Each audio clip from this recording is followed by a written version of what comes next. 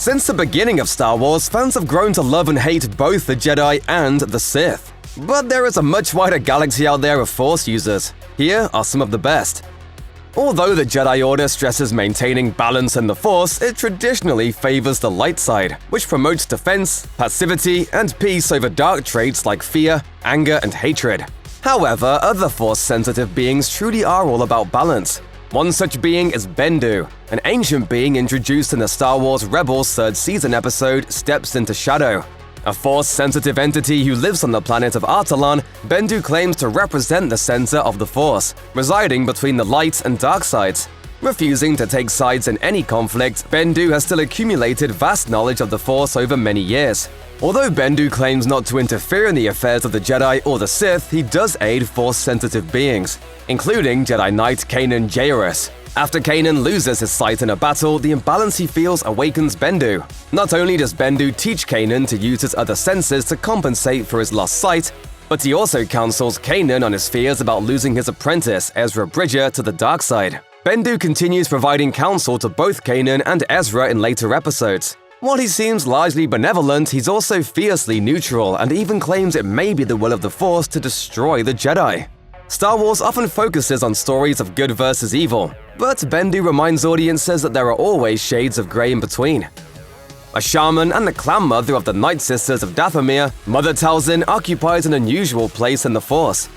At first, it seems like she was affiliated with Darth Sidious, who promises to trade dark side secrets with her. Instead, Sidious abducts Talzin's son, Maul, and trains him as a Sith Lord.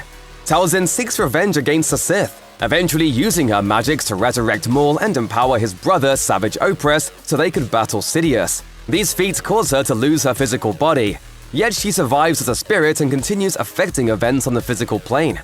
Even after she's permanently destroyed, Maul and the others she'd helped continue fighting in the Clone Wars and beyond. Interestingly, Talzin claims not to have a natural connection to the Force, although the Night Sisters derive their power from the dark side.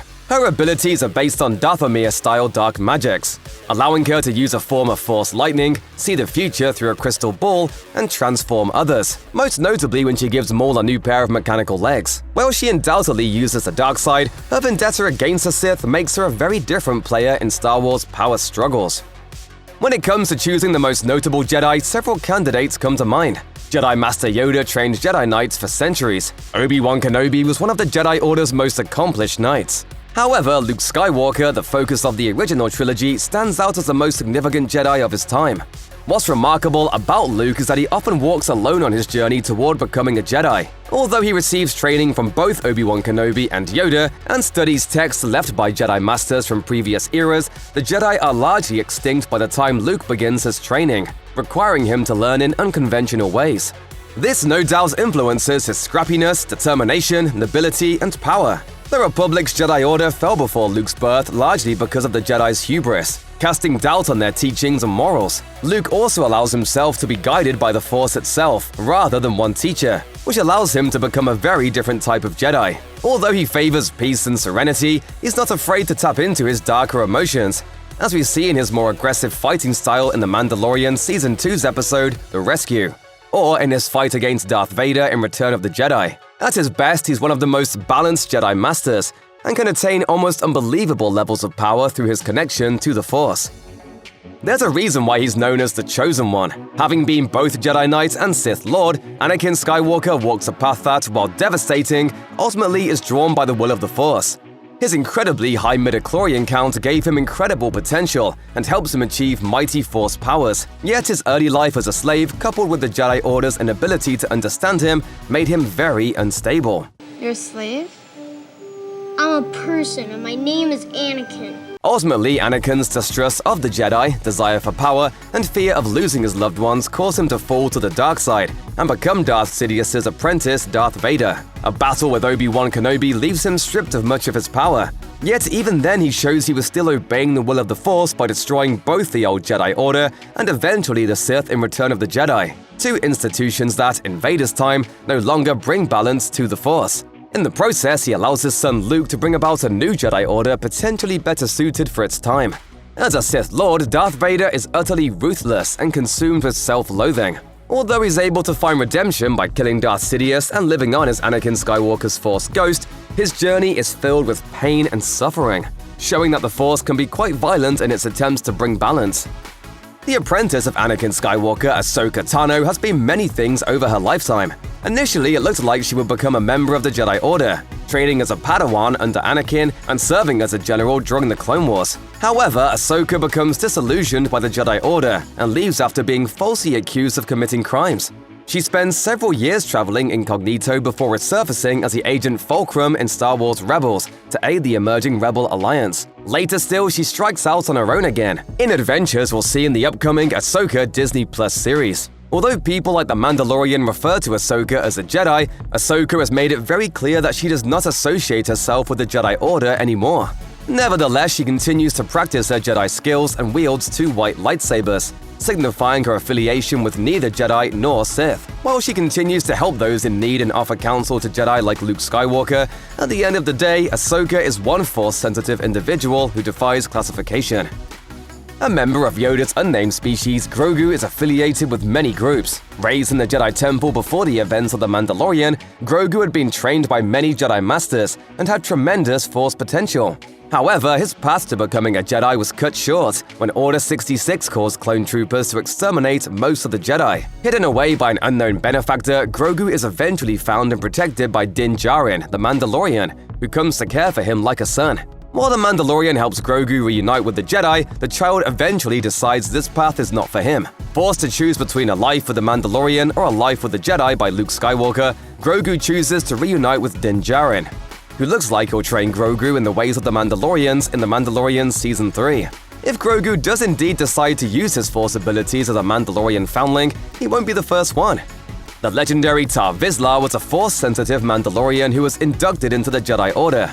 He crafted the Darksaber, a weapon that came to signify the rule of Mandalore.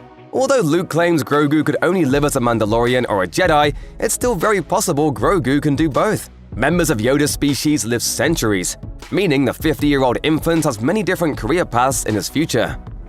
The Inquisitors offer a way for the Sith Order to work around the rule of 2 established by Darth Bane. Always 2 there are. No more, no less. A master and an apprentice. Although the rule stipulates that there can only be 2 Sith at one time, there are still many dark side users in the galaxy, and Sith lords like Darth Sidious seek to exploit them.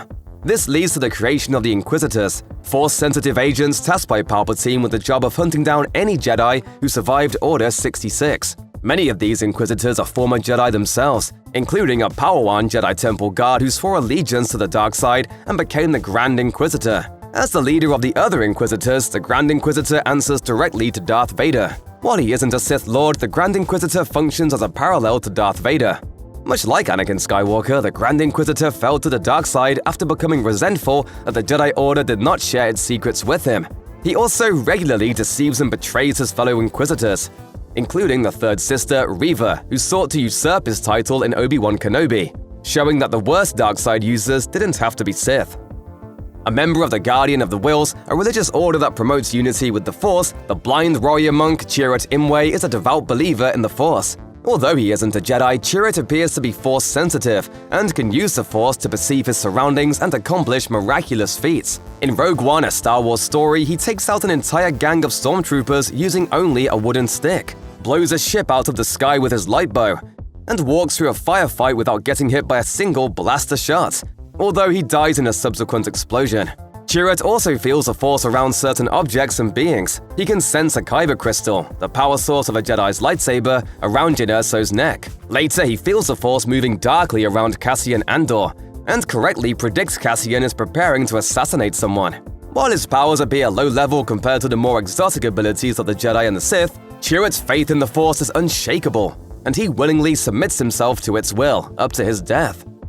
As the daughter of Anakin Skywalker and the sister of Luke Skywalker, Princess Leia Organa possesses the potential to wield Force powers. Unlike her father and brother, however, Leia chooses not to follow the path of the Jedi, opting instead to lead freedom fighters as a general. That's not to say that Leia hasn't manifested Force abilities or that she's incapable of tapping into her innate powers.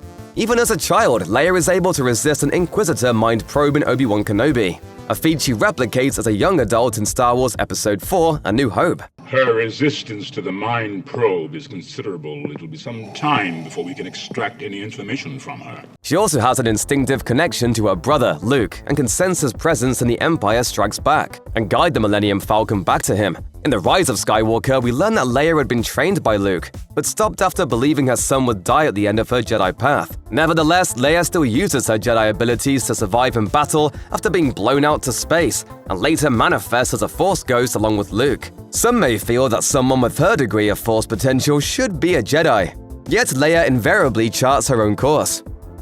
Older than even Jedi Master Yoda, Maz Kanata is over 1,000 years old by the beginning of The Force Awakens, although she tells Rey, I am no Jedi, but I know the Force.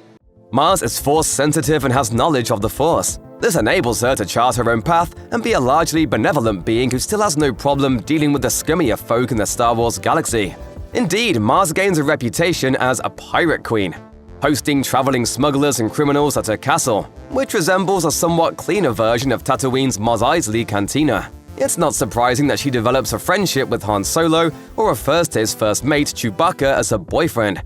Nevertheless, Maz follows her own code, prohibiting any of the criminals who sought sanctuary at her home from engaging in politics, war, or fighting. Maz's role in the story lies in her talent for collecting antiques and treasures from across the galaxy. Many of these items speak to her through the Force, letting her know which relic she needs to protect and safeguard, particularly Anakin Skywalker's lightsaber, which was passed down to Luke by Obi-Wan Kenobi, which she then passes on to Rey. Maz's long lifespan and ability to safely navigate through the criminal underworld make her the ideal guardian for Jedi relics and other forgotten treasures, while her reverence for the Force ensures these items go to the right owners in time.